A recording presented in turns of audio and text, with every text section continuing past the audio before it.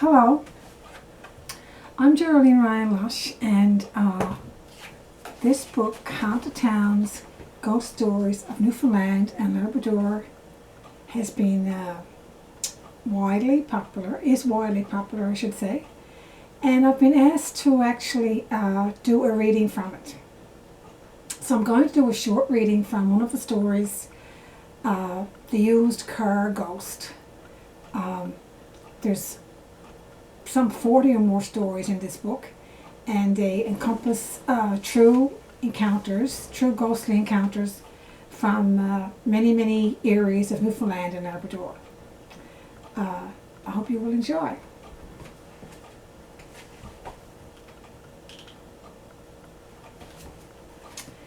Urban legends abound with accounts of car ghosts. They remain a well of fascination for most, and almost everyone has a creepy one to tell, whether real or imagined.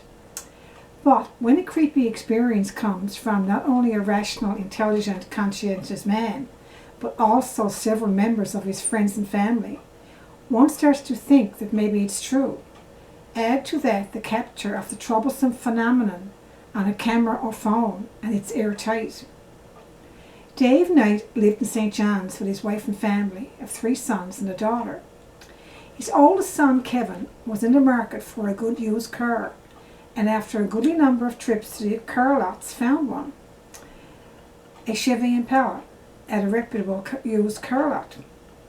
He stored it in his father's garage while he was out of the province working for a few months. His father, Dave, a retired engineer with time on his hands, loved to tinker with quality used cars, and every day he would visit his garage and vacuum sweep and polish the car to perfection. Sometimes he would take it out for a short run. By the time it was close to the day Kevin was coming home, Dave was satisfied the car was mechanically and aesthetically in tip-top shape. The day before Kevin was to fly home, Dave went out to the garage, as usual, to get the lawnmower to do some cutting. As he passed Kevin's car, gleaming from the wax job he had refined the day before, he smiled. The smile froze on his face as a man was sitting in the car, his hands on the steering wheel. Dave moved closer until he was an inch from the driver's window. His first impulse was to open the car door and demand to know who the man was and how did he get there. The car doors had been locked, and he had installed a security alarm on the garage door only a few weeks ago. He was dealing with a break-in, an attempted robbery by the looks of things. He hesitated. The intruder could be armed, but he did think it strange that the stranger didn't move his head, and his face had a pasty tinge.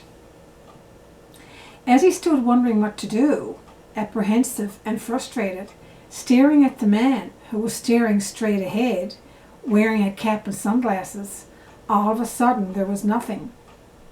The man was gone. He had just disappeared. Cold shivers passed through Dave, and finally he opened the locked doors and looked inside.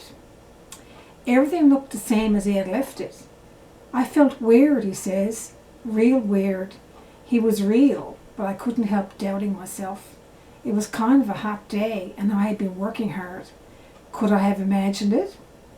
He decided not to mention the strange occurrence, and Kevin came home. He continued to store the car in his father's garage, not really needing it on a daily basis, and he lacked the room in his own place. One day, a week later, he walked in his father's house looking pale.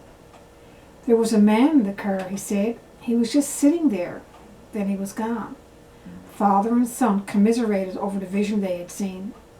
They decided that if one of them saw the apparition again, they would take a photo with their cell phone to prove to each other and to themselves their own credibility.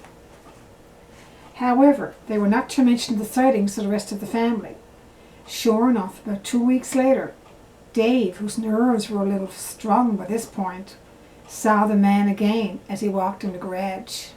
He was the same as before, sitting intently with his hands on the steering wheel, a ball cap on his head, and wearing sunglasses. Whipping out his phone, Dave took a photo, seconds before the man evaporated once more into nothingness. The image was clear and detailed. Dave couldn't sleep properly for nights and worried about Kevin, who had seen it as well. He hoped that was the end of it and tried to keep his wife Joy from going in the garage at all. But it was summer and she was working at flower plantings.